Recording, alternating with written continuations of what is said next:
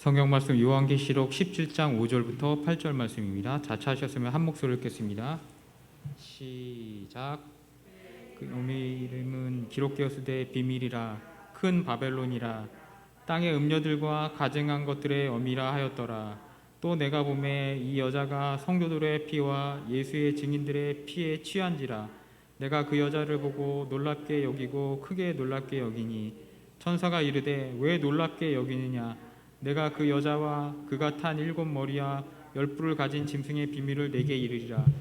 내가 본 짐승은 전에 있었다가 지금은 없으나 장차 무적행에서부터 올라와 멸망으로 들어갈 자니 땅에 사는 자들로서 창세 이후 그 이름이 생명책에 기록되지 못한 자들이 이전에 있었다가 지금은 없으나 장차 나올 짐승을 보고 놀랍게 여기리라. 아멘. 빌리 그레함이 발탁한 2명의 음악인이 있습니다. 한 사람은 2013년에 하나님의 부르심을 받아 하늘로 간 조지 베벌리라는 사람입니다. 그가 3세대 된 해에 연예계에 데뷔하게 되었습니다. 방송국에서 전속거수가 되게 되었는데 그는 그 방송국에 한 가지 조건을 제시하게 됩니다. 찬송을 불러도 되냐라는 그런 조건이었습니다. 그러나 방송국은 합의된 노래만 부를 수 있다고 그렇게 대답하게 되었습니다. 그는 집에 돌아와서 고민하며 어머니와 의논하게 됩니다. 그의 어머니는 기도로 응답받자고 말했다고 그렇게 이야기합니다. 그는 며칠 후에 자기 피아노에 앉았는데 그 앞에는 그 어머니가 자기 아들이 읽기 바라는 시가 있었다라고 그렇게 이야기를 합니다. 그는 그 시를 읽는 순간 눈물을 흘리게 되었고요. 건반을 두드려 작곡을 하게 되었어요. 그것이 우리가 자주 부르고 있는 주 예수보다도 귀한 것은 없네, 그 찬양이라는 것이에요. 그는 방송국 계약을 거절하였고요. 다음 주일 그가 나아가는 교회에서 이 새 노래를 처음으로 부르게 됩니다. 그런데 얼마 후에 그는 성가를 마음껏 부를 수 있는 조건으로 다시 한번 방송국과 계약을 체결하는 그런 역사가 일어나게 되었다라고 이야기하는 것을 보게 됩니다. 그리고 그는 그 방송국에서 자기보다 10살 어린 전도자 빌리 그레엄 목사를 만나게 되었고요. 인류 역사상 가장 많은 사람 앞에서 노래한 가수로 기네스북에 올랐다라고 이야기를 하는 것을 보게 돼요. 그리고 그래미 음악상에 10여 차례 수상을 하게 되었다라고 이야기하는 것을 보게 됩니다. 빌리 그레함이 발탁했던 또 한 명의 가수가 있는데요. 우리가 잘 아는 한국인이에요. 그 이름도 찬란한 조영남 씨예요. 군부대 교회에서 특송을 하다가 김장한 목사님, 기독교 방송국 이사장님이시죠. 김장한 목사님 눈에 띄게 되었대요. 그래서 김장한 목사님이 조영남 씨에게 조상경 빌리 그레엄 목사가 오면 내가 특송시켜줄게 그렇게 약속을 하게 되었고요. 73년 엑스플로 73 그 빌리 그레엄 여의도 전도 집회에서 특송을 하게 되었다라고 이야기를 듣게 되었습니다. 그리고 그를 눈여겨봤던 빌리 그레엄 목사의 도움으로 74년에 도미를 하게 되어서요. 미국의 트리니티 신학대학에서 유학을 하고 79년에 졸업을 하여서 목사가 되게 되었다라고 이야기가 전해지는 것을 여러분 잘 아실 거예요. 그리고 그 시기에 윤여정 씨와 함께 같이 결혼 생활을 했었던 일화도 인구에 많이 회자되어서 여러분 잘 알고 계실 것이에요. 그런데 잘 아시다시피 그는 자신의 방탕기를 잠재우지 못하였고요. 그리고 그것으로 말미암아 세상으로 나아가게 된 것은 여러분 잘 또 아실 것이에요. 한간에는 임재범 씨 손지창의 아버지였던 아나운서 임태권 씨와 더불어서 조영남 씨가 연예계의 쌍벽을 이루는 그러한 분들이라고 불리기도 한다라는 것 여러분 잘 아실 것이에요. 우리가 모두 그리스도인이 되지만요, 같은 결말을 가지지 않는다라는 것을 이야기하고 있습니다. 누군가는 자신의 의지와 선택에 의하여서 세상으로 나아가게 되는 것을 우리는 신앙생활을 하면서 항상 지켜보게 된다라는 것이에요. 트리니티 신학교면요, 지금도 준수한 학교예요. 준수한 신학교예요. 복음주의 신학교 중에서 준수한 신학교예요. 그런데 그 트리니티 신학교를 졸업하고도 그에게는 세상을 향한 더 큰 욕심과 욕망이 있었기에 그의 삶은 우리가 아는 대로 그렇게 망가졌다라는 것이에요. 사탄은요, 이렇게 우리가 그리스도인이 된 이후에도 우리를 계속해서 유혹하는 것에서 우리를 놓지 않는다라는 것이에요. 이러한 저런 이유로 세상의 유혹이 우리 그리스도인들에게 따르게 되고요. 실제로 그 유혹에 의해서 세상으로 빈번하게 돌아가게 되는 그러한 사례들을 우리는 신앙생활을 하면서 흔히 보게 된다는 것이. 사탄이 우리 인생에서 우리를 실패에 빠지게 하는 무기 중에 가장 큰 무기 중에 한 가지가 무엇이냐면요, 바로 이제 다 끝났다, 이 정도면 성공했다 라는 무기라는 것이에요. 제 인생의 전반부를 돌아보면 제가 가장 후회하고 다시는 그때로 돌아가면 그러지 말아야 하겠다 라는 그것이 뭐냐면요, 수능 보기 일주일 전에 다 이뤘다, 이 정도면 내가 원하는 대학 갈 수 있다라고 공부 손 놨어요. 그때 막 엄마랑 아버지랑 노래방 가고 그때 공부를 손을 놔가지고, 남들은 수능 볼 때 20점 30점이 더 나왔는데 저는 한 10점인가 20점이 떨어져가지고 그때 굉장히 고난을 겪었던 걸 여러분 잘 아실 거예요. 공부를 열심히 했는데 손을 놓지 말았어야 되는데 다 이뤘다라고 그렇게 놓았다는 거예요. 근데 그게 끝난 것이 아니라 대학 들어가서도 학교 공부보다는 제가 하고 싶었던 공부, 제가 관심 있었던 분야, 그것을 공부하느라고 학업을 뒷전으로 놨던 것을 보게 돼요. 물론 그것으로 인해서 얻은 것도 있어요. 뭐 문학이라든지 시라든지 그런 부분에 대해서 제가 얻고 성취한 그런 것도 있지만, 일단 세상이 원하는, 교회가 원하는 스펙에서 사실상 멀어졌다라는 것도 부인할 수 없다라는 그런 아쉬움이 남는다라는 것이. 공부의 끝이 없듯이 우리 인생의 여정에도, 우리 신앙의 인생의 여정에도 끝이 없다는 사실을 성경은 이야기하고 있다라는 것이. 그럼 다 이뤘다라고 안심하면은 좋은 점도 있지 않습니까? 거기까지 이렇게 하고 만족하고 자족하면 되지 않나요? 라고 그렇게 물어보시는 분들도 있어요. 그런데 여러분 잘 아시다시피 인간의 끝없는 욕심은요, 다 이뤘다 하고 자족하고 끝나는 것이 아니라 어떻게 합니까? 더 큰 욕심으로 우리를 이끌고 간다라는 것이에요. 그것으로 인하여서 실수로 빠지게 만든다라는 것이에요. 성경에 그거에 가장 큰 피해를 입은 사람이 누구였습니까? 다윗이었어요. 나라의 기틀을 다 만들고 통일왕국을 만들었는데 다 이루었다고 만족한 순간 그가 정신줄을 놓았을 때 어떤 일이 일어납니까? 밧세바를 강탈하는 그러한 인생 최악의 실수를 하게 된 것을 보게 돼요. 그 일로 인하여서 다윗이 하나님으로부터 얼마나 큰 욕을 먹었던지 여러분 잘 아실 것이에요. 사랑하는 성도 여러분, 그리스도인으로서 여러분의 삶도 끝은 없다라는 것이에요. 다 이루었다는 것은 없다는 것이에요.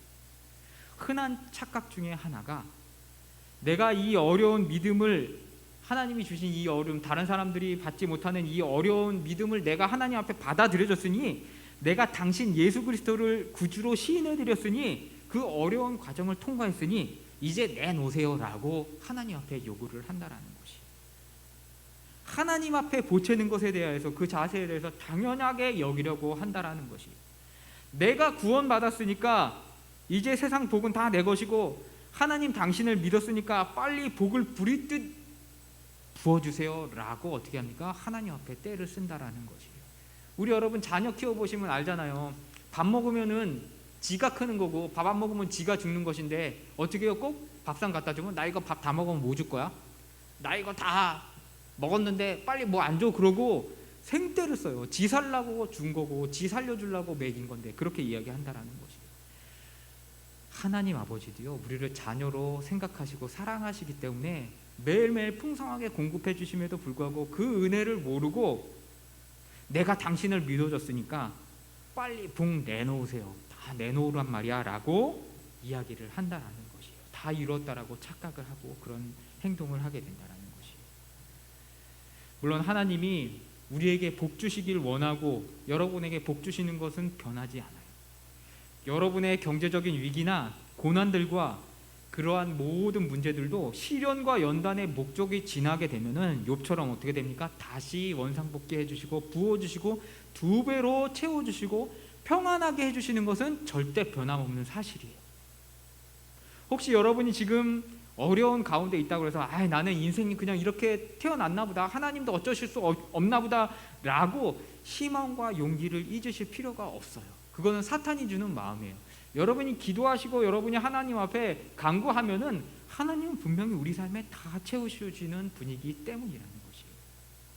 그렇지만 그럼에도 불구하고 무슨 빗장이가 떼쓰듯이 해줬으니까 내놔 라고 하는 자세는 결국 인간의 탐심에서 오는 그러한 자세이기 때문에 하나님께서 결코 놔두시지 않고 어떻게 합니까? 한번 버릇을 고쳐놓으신다는 사실이에요.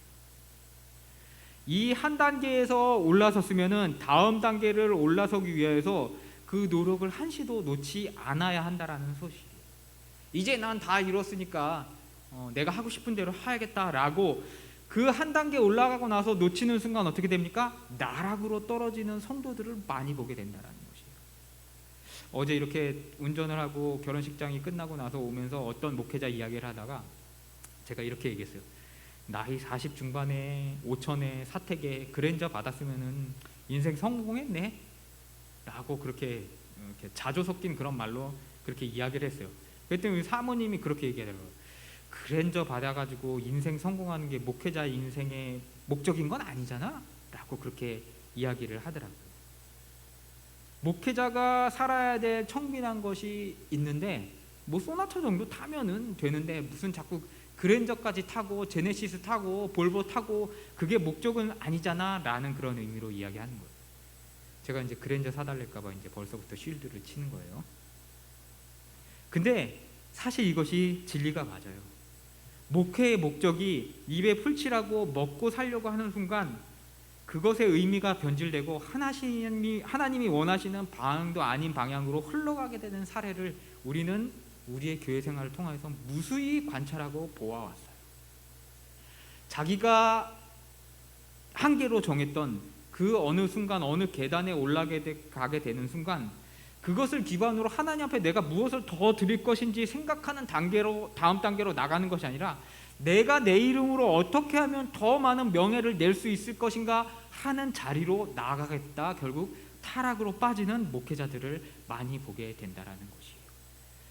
이 목사님들도 요즘은 그랜저가 국민차가 돼가지고 그렇지 이제 에쿠스 끌고 제네시스 끌고 노예 자리 하나씩 맡고 그러시면은 사람이 이렇게 또 틀려지더라고요.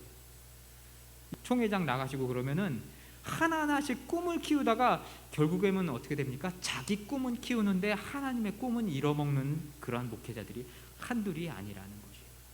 교회 내부로는 퇴직 적립금, 은퇴 자금, 은퇴 후 예외 등등 막 그런 걸로 분쟁하기에 바쁘다라는 것이에요. 목회를 하는 것이 아니라 정치를 하느라 바쁘다는 것이에요. 근데 총회 정도 가보게 되면 이제 무서운 게 없어지고 정치인들은 양반일 정도로 총회 정치가 막장으로 치닫는 것도 보게 돼요. 목회가 점점 하나님이 세우신 교회를 덕으로 세우는 것이 아니라 하나님이 채워놓으신 그 덕을 덜어내는 것에 더 목적이 되는 그러한 인생에 빠지는 목회자들을 보게 된다는 것이에요. 왜 그럴까요? 다 잃었다라고 생각하는 순간 사단이 유혹으로 말미암아 목회자들을 타락에 빠지게 한다라는 것이에요.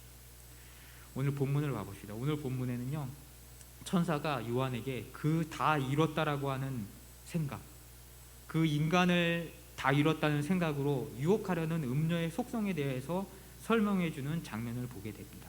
6절을 봅니다. 6절에 뭐라고 합니까? 또 내가 보매 이 여자가 성도들의 피와 예수의 증인들의 피를 취한지라 내가 그 여자를 보고 놀랍게 여기고 크게 놀랍게 여기니 아멘. 요한이 음녀를 봤을 때 그 음녀가 무엇을 했다고 합니까? 성도들의 피와 예수의 증인들을 피하고 취했다라고 그렇게 이야기하는 것을 보게 돼요. 그것을 보자마자 요한이 크게 두려움을 느꼈고요. 그것이 무엇을 뜻하는지 혼란을 겪게 됩니다. 그렇게 놀랍게 여기고 크게 혼란에 빠지자 누가 나타납니까? 7절에 천사가 나타나서 천사가 뭐라고 합니까? 7절에 천사가 이르되 왜 놀랍게 여기느냐 내가 여자와 그가 탄 7 머리와 10뿔 가진 짐승의 비밀을 내게 이르리라 라고 이야기하면서 이 음료에 대해서 해석해주는 그러한 장면이 나타나는 것을 보게 돼요. 여기서 놀람이라는 단어는요 신기라고 이렇게 어느 번역본에는 이야기가 나오는데 여기서는 신기하다 뭐 좋은 의미로 신기하다라는 그런 의미가 아니라 무스테리온이라고 원어에는 표현되어 있는 것을 보게 돼요. 미스테리가 뭘까요? 미스테리는요 현상으로 보이기는 하는데 그것이 해석이 필요한 것, 해석하지 못하는 것, 그것을 미스테리라고 이야기해요. 보이는데 모르는 것, 그것을 미스테리라고 이야기한다라는 것이에요. 여기 요한계시록에서 미스테리는 무엇일까요?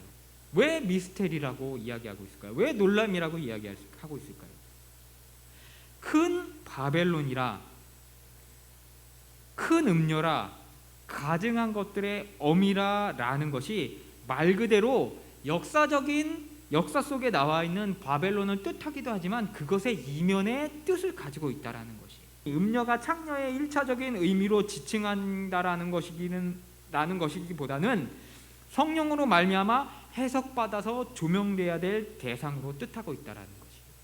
큰 바벨론은요, 역사적 바벨론을 넘어서요, 신학적 그리고 또 죄악적 속상의 바벨론을 이야기하고 있어요. 이 요한계시록에 나와 있는 비유들, 이 요한계시록에 나와 있는 징표들은요, 역사적인 바벨론 그리고 현재의 로마 그리고 현재의 권세들의 문제가 아니라 신자들의 전 인생 역사 전반에 걸쳐서 하나님을 대적하고 우리를 미혹하여서 이제 다 되었다라고 이야기하는 그 세력을 뭡니까? 큰 바벨론 음녀라고 이야기하고 있다라는 것이. 여러분, 역사적 예수를 모르는 사람이 있습니까? 믿지 않는 사람도 예수가 2000년 전, 2021년 전에 이스라엘에 태어났다라는 것은 인정해요. 그가 허상이라고 생각하는 사람은 없어요.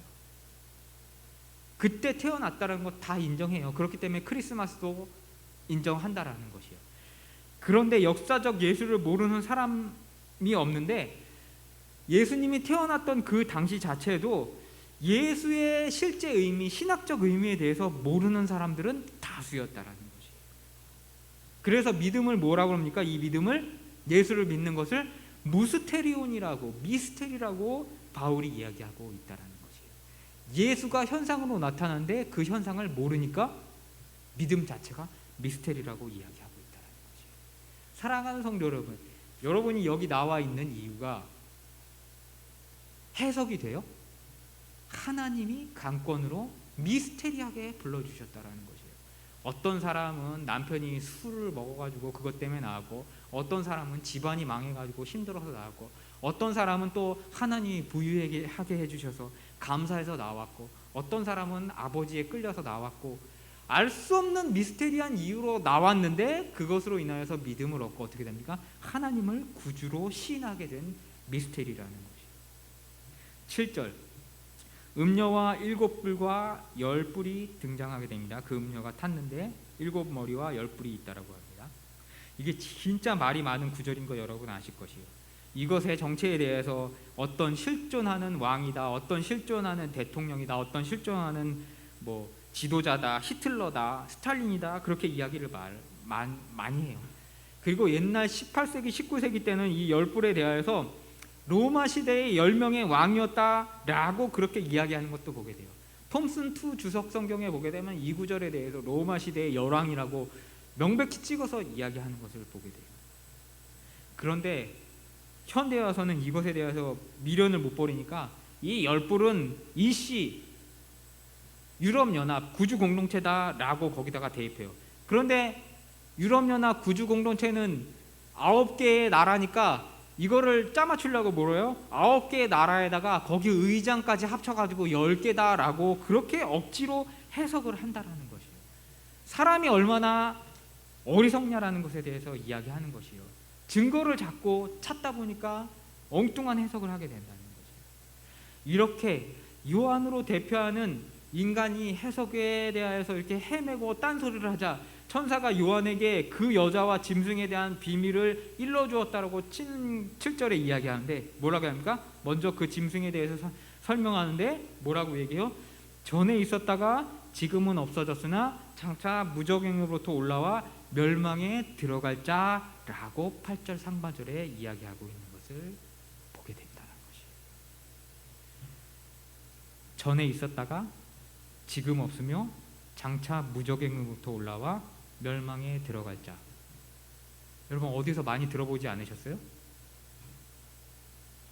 요한이 요한계시록을 시작할 때 요한계시록 1장 8절에서 뭐라고요? 이제도 계셨고 전에도 계시며 장차 오실 전능한 자라고 누구를 소개합니까? 예수 그리스도를 소개했던 그것과 명백하게 대조를 이룬다는 것이에요. 결국 적그리스도는요, 예수 그리스도의 모습을 취하고 예수 그리스도의 영광을 취했는데 예수 그리스도와 똑같이 본따서 행하려고 하는데 어떻게 합니까? 그 결국은 다 이루었다라고 하게 하고 어떻게 합니까? 우리를 타락에 빠지게 하는 그러한 존재에 대해서 이야기한다라는 거죠.